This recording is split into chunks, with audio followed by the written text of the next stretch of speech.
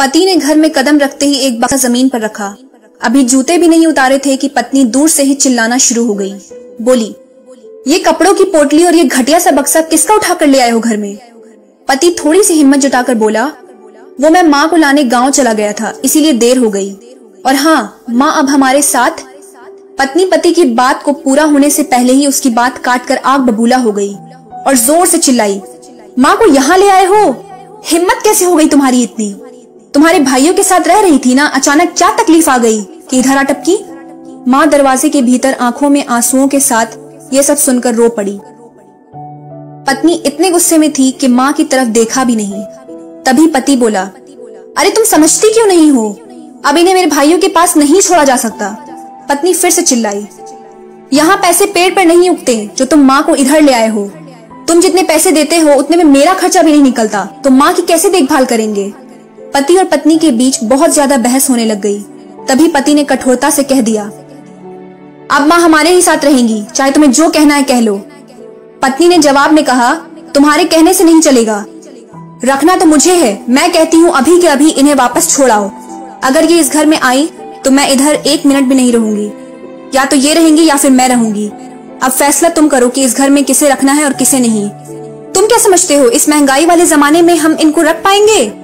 और ये महारानी जी ऐसे ही मुंह उठाकर चली आई। क्यों महारानी जी, आपको इधर आते हुए एक बार भी शर्म नहीं आई? ये कहते हुए पत्नी ने माँ की तरफ देखा तो पैरों तले उसकी जमीन खिसक गई। आंखें फटी की फटी रह गई, कुछ बोलने के लायक नहीं रही। वह बस एक नजर से उस बूढ़ी औरत को देखे जा रही थी। मुंह से एक शब्द भी मुश्किल से निकले ऐसी स्थिति हो गई थी। और तभी धीमी आवाज से बोली, माँ तुम। उसका पति जिसे घर ले आया था वो उसकी नहीं बल्कि पत्नी की माँ थी। तभी रोते हुए आवाज में माँ बोली, बेटी तुम्हारे भैया और भाभी ने मुझे घर से बेदखल कर दिया और रातों रात मुझे घर से निकाल दिया। तभी मेरे पास तुम्हारा नंबर नहीं था और जैसे तैसे जब दामाद जी का नंबर मिला तो उन्हें फोन किया, वो सीधा मुझे लेने आ गए। माँ बोली, दामाद जी शायद मैं गलत घर में आ गई हूँ, क्योंकि जिस बेटी को मैंने फूल की तरह पालकर आपको सौंप दिया था वो तो मुझे मिली ही नहीं। शायद मेरे ही संस्कारों में कोई कमी रही होगी। मुझे माफ करना दामाद जी, मैं अब यहाँ नहीं रुक सकती। जिस घर में माँ का ऐसा अपमान होता है उधर रहने से अच्छा है कि मैं सड़क पर रह लूं और अपना गुजारा कर लूंगी। दामाद जी कुछ बोलते हैं उससे पहले पत्नी रोती रोती माँ के चरणों में गिरकर माफी मांगती है, लेकिन ऐसी गलती की माफी क्या हो सकती? तभी दामाद बोला, माँ जी आप यहीं रहेंगी, क्योंकि माँ तो माँ होती है, चाहे वो मेरी माँ हो या इसकी माँ। लेकिन आज मैं खुश हूँ क्योंकि आज मेरी पत्नी की आंखें खुल गई।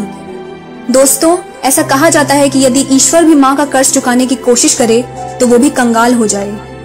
दोस्तों, एक बात हमेशा याद रखना, हमारे माता पिता ने हमारे लिए बहुत कुछ किया है। उन्हें कभी दुखी मत करना और ना ही उनका कभी अपमान करना। अपने माता पिता को हमेशा दिल से लगा कर रखना, उन्हें कभी खुद से दूर मत करना। दोस्तों, अगर ये कहानी आपको पसंद आई है तो इसे लाइक जरूर करें और अपने दोस्तों